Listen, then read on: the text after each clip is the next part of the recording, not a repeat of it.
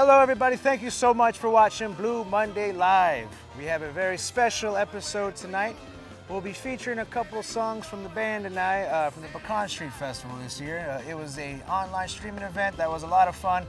We got a chance to record in San Marcos, Texas at Headwater Audio. So we'll be listening to a couple of tracks from that this evening. And then we'll also be listening to an extended version, really in part B of our conversation that we had with Joe discussing mental health and music in 2020. And we really had a great conversation, so I'm really excited to share some more information with you about that this evening. So thank you so much for watching. Subscribe to my YouTube channel and go to that Patreon, check that out. Go to OscarOrnelas.com and get comfortable, and I'll see you in a bit. 1, 2, 3.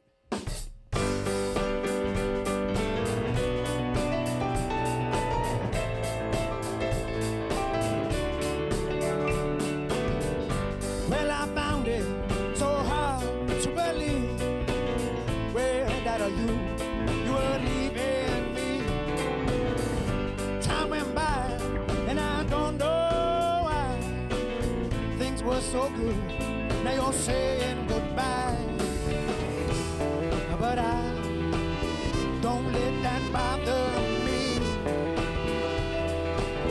I'm just so happy to be free.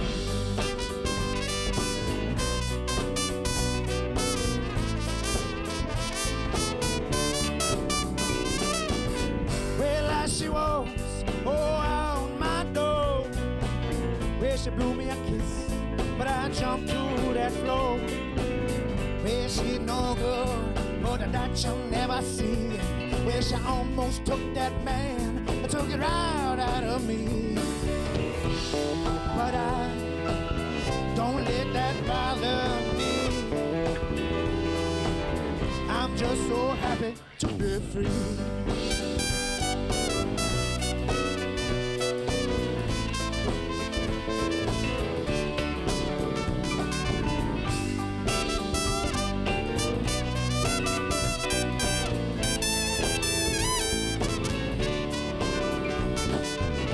Well, I need someone where I can't make cry or get mad every time I'm high and just leave me outside. I'll keep on looking, but I swear I already know I'm just down here to wander all alone. But I don't let that bother me. I'm so happy to be free. I'm so happy to be free. I'm just so happy to be free.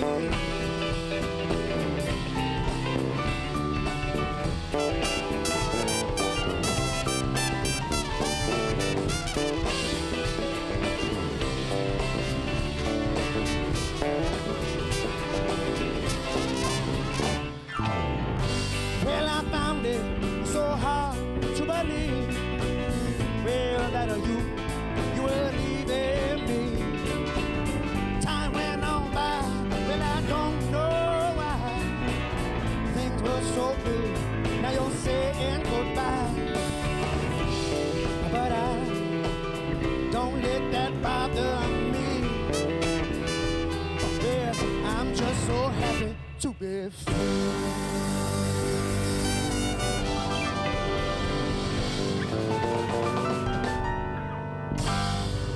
Oh, I'm just so happy to be free. All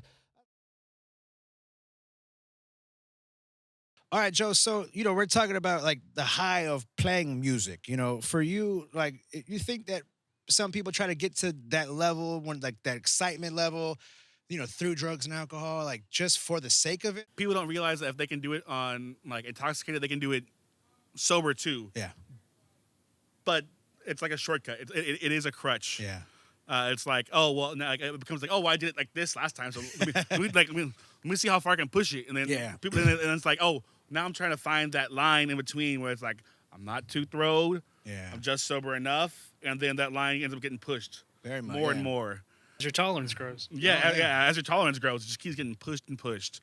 But like I've always told people, there's a magic with being with a group on stage that's gelling. Yeah, And sometimes it takes a couple of gigs to roll into it. Sometimes it takes a song. Sometimes right from the start. Yeah.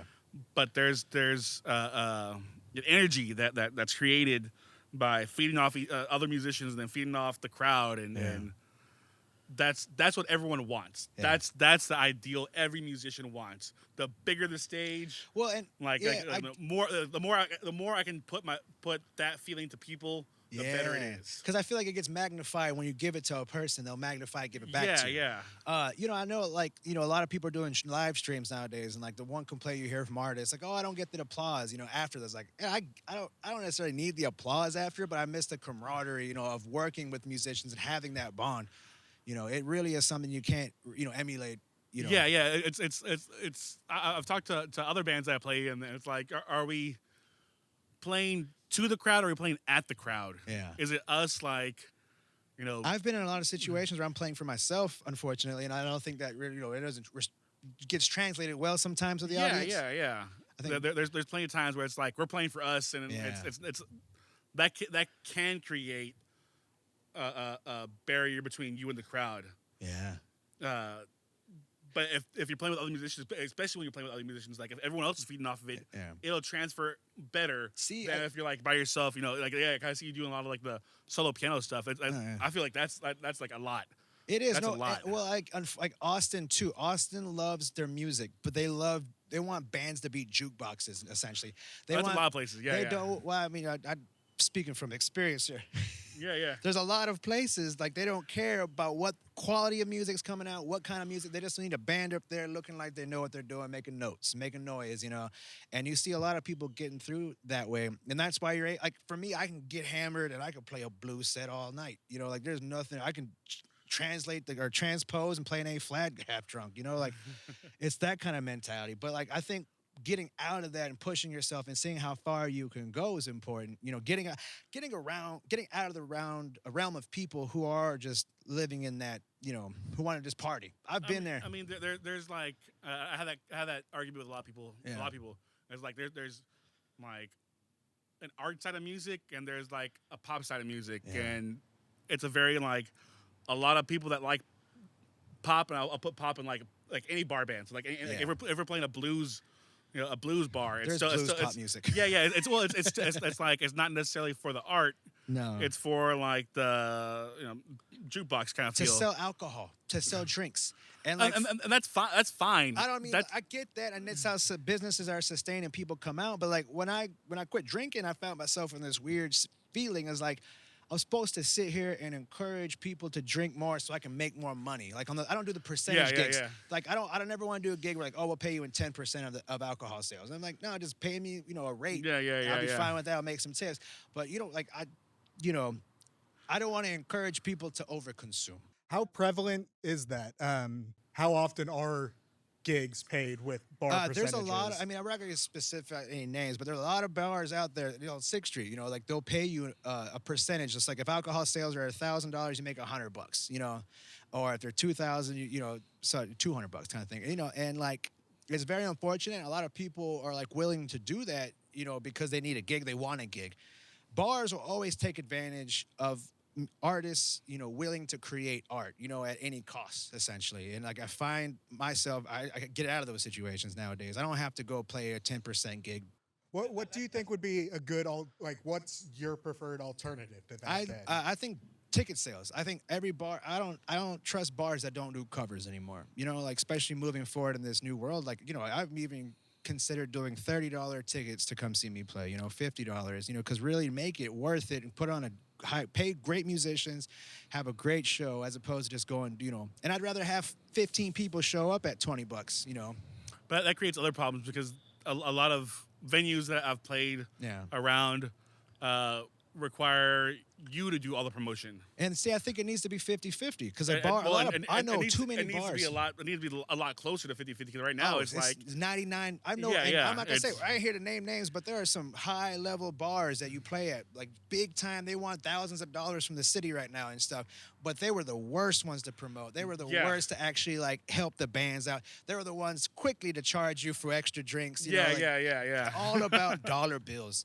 And they were ticketed, you have to sell tickets. And I get that, but their business model is set up for bands to do their promotion and bring in $1,000 a night. That's all they need to make, kind of thing.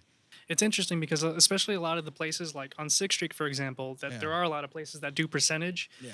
A lot of that, their, customers, it's a lot of tourist foot traffic. So that's why a lot of those places can get away with, doing a percentage, or if they do pay a band a flat rate, they won't kind of do like Stay Gold, where they won't necessarily pay you more if they made a killing, because a lot of their stuff it's almost seasonal. Well, it's almost like I use this comment all the time, but Austin is like a giant cruise ship. You get a bunch of tourists in. You have the college there. You get a bunch of frat daddies coming in, wanting to go party on 6th Street. So you really, like I said, you could put any band up there. They just need people on stage making noise, so they don't care a lot of times. See, I like the streaming stuff that's going on right now. I think that's a really cool thing. Do you like it for free? I don't necessarily like it for free, but at the end of the day, like it's people say that like when you're playing music and you're not hustling gigs, that you're an amateur or it's a hobby, because you're not it's not your primary mode of making money. So I play in bands where we don't necessarily make money. Yeah. But we're going for a different crowd, so it's not necessarily a bar crowd. But you're going for like festivals and ticketed sales. We're playing festivals. We don't make a lot of money at festivals. One, because we have to drive, everywhere, and then you drive out in the middle of some ranch. And yeah, and then fight off some hula hoopers. fight off some yoga people at 5 o'clock in the morning. God. But also working in the scene. Keep holding your liquor, being strong. How do you feel like the machismo, like attitude, especially in Texas?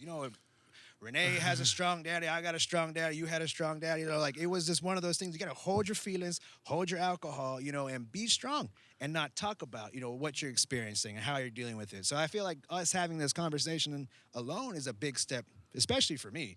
But but how much of that machismo plays into what kind of influenced you to where you're at today? So for me personally, I can't speak for anyone else. For me personally, I've always felt like we were kind of talking about the other day. My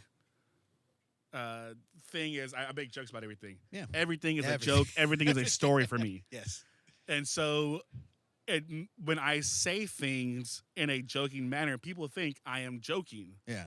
So I'll talk about my emotions and my feelings. They don't sarcastically, and so they think like, oh, it's just Joe. He's fine. Oh yeah, he makes those jokes all the time. Self-depreciating humor, stuff like that. Oh, and literally like inside, I'm like, I'm waiting so I can go get drunk because I don't want to be around any of these people right now. I don't want to see anyone. I'm gonna go, I'm gonna go hide in a bottle for next 5 days. Yeah. But it overwhelms me. I do know a lot of people that like have that struggle to like express themselves, and for me as a musician, it's like.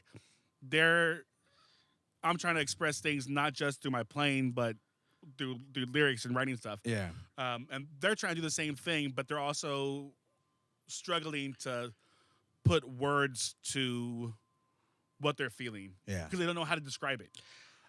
Artists, they say artists create when they're like in pain and misery. And all right. That. I just feel like that's not necessarily 100% true, but their creativity, they're trying to express how they're actually feeling. So like that pain and misery comes out, in their medium. Right, and it's a very weird thing, because at the same time you want to hold it close, so you're very critical about like when people are criticizing things. Yeah. And like, you're trying to separate like, oh well, this is what I was trying to do, and you're not understanding it. You're like, oh, you're just not getting. Nobody's getting it. Yeah. Then when you feel like as an artist you're not being heard. I think people have a tendency to lash out. They'll have a tendency to, overconsume, use drugs because they feel like they're not being heard. So I think a lot of not being understood. Understood, yeah. There's so I was lucky that I had a lot of friends in high school that were like super punk rock. Oh yeah. And they were like when hardcore music was coming out, and here I am like listening to Muddy Waters and Jim Morrison. And, Hendrix playing with Little Richard and stuff. Yeah. Like all this blues music and I absorbed through osmosis. Yeah. all that punk mentality though. Yeah. So it's like they're very free with talking about how they feel. Yeah. It's a very open thing in the punk scene. Yeah. Which is in which is in every scene. I think too. It's like oh sorry. Well, no, I mean like country music talks about partying a lot, blues talks, but there's a layer of explanation of how like their life, like their culture, who they are. Right. Same thing with blues, same thing with punk. I mean, symphony, classical music. I assume has the same feel. I don't know too much with that though. How much do y'all feel like as those discussions become like talking about your feelings and being more open? I feel like over the years that's become more acceptable.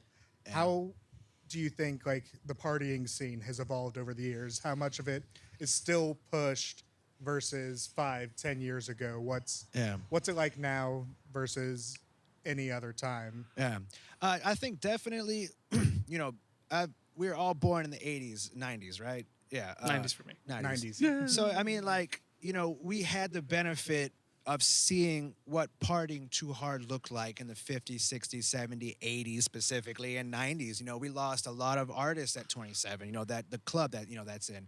We lost a lot of people who who were brilliant musicians who are gone. Because of the over partying and losing music.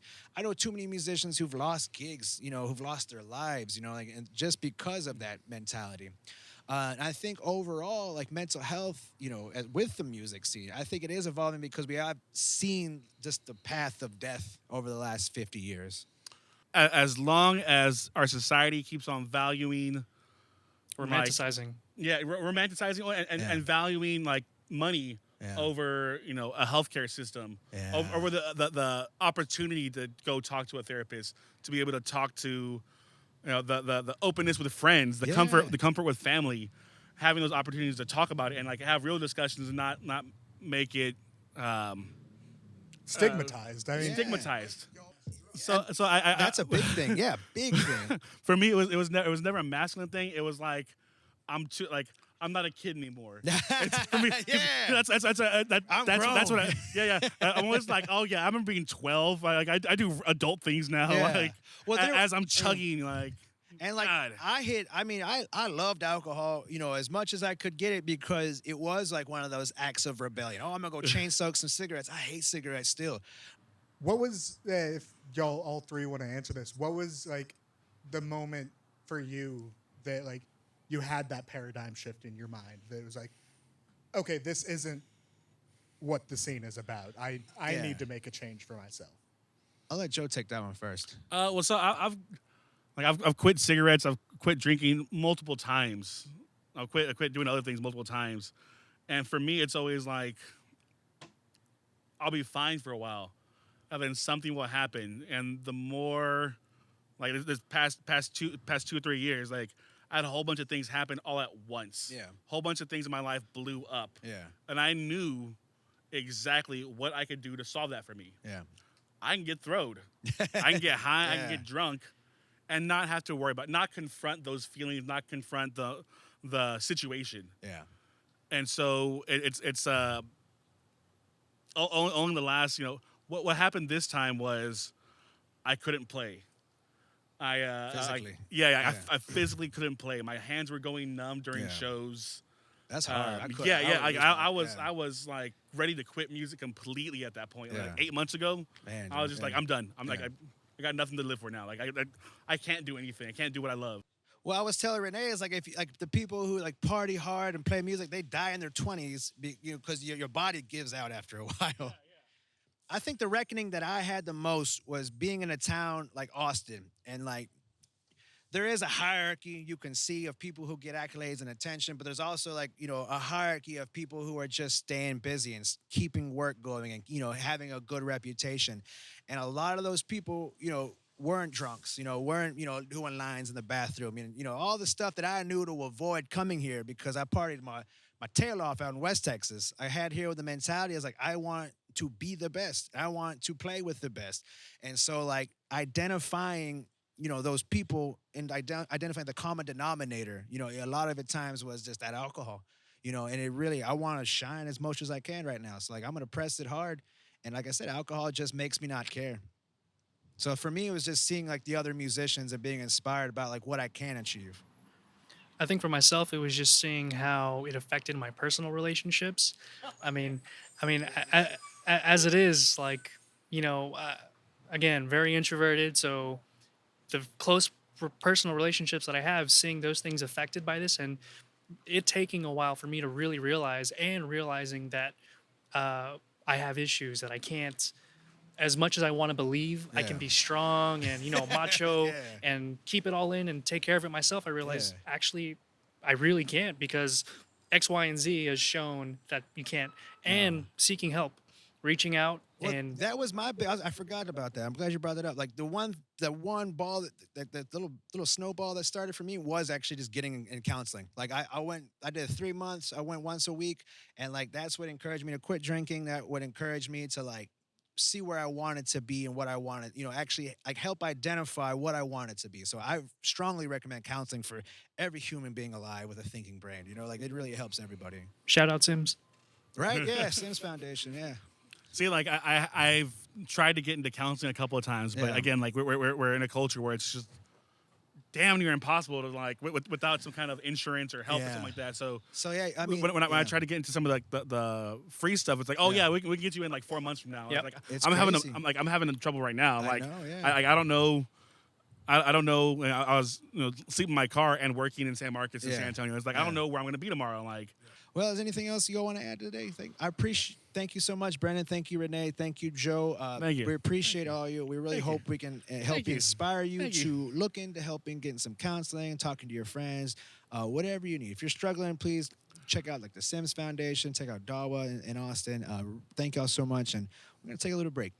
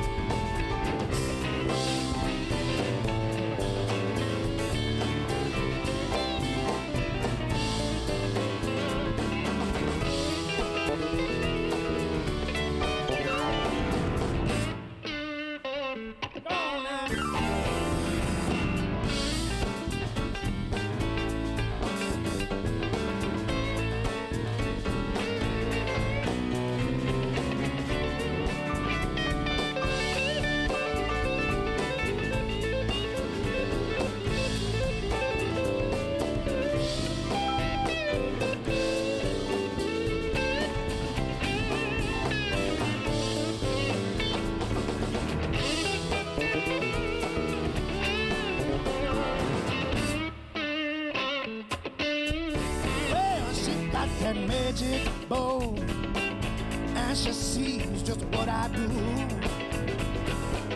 When I run around town, and when I'm loving on you, she got that reputation over town. Well, she the best thing to bring you down. Well, she a devil in the sky. She got the fire in her eye. She a low down, dirty woman. I swear that from time. Like I got caught up in her web of life.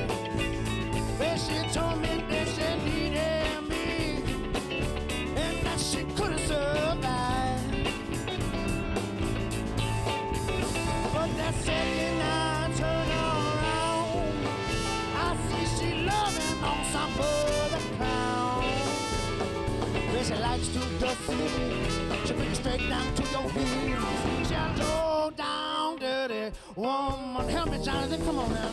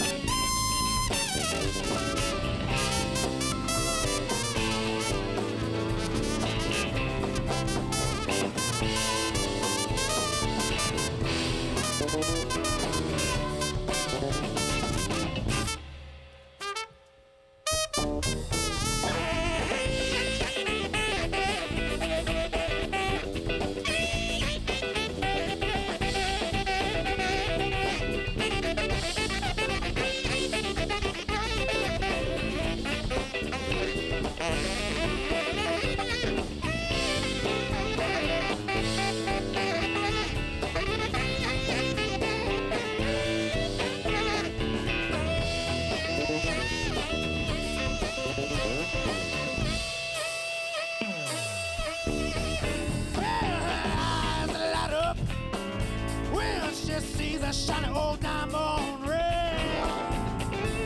What you should know is that she's gonna take it down for everything. She knows to take it kind. I swear that's never, ever gonna die. I see if you don't show her that door, she's gonna leave you standing poor. Well,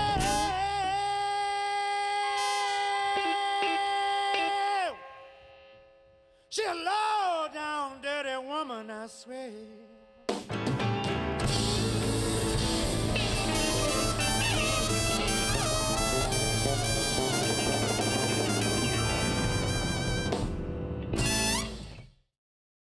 Thank you once again to Joe Segovia and Brendan Sanders and Renee Lopez as well for having that great conversation that we had.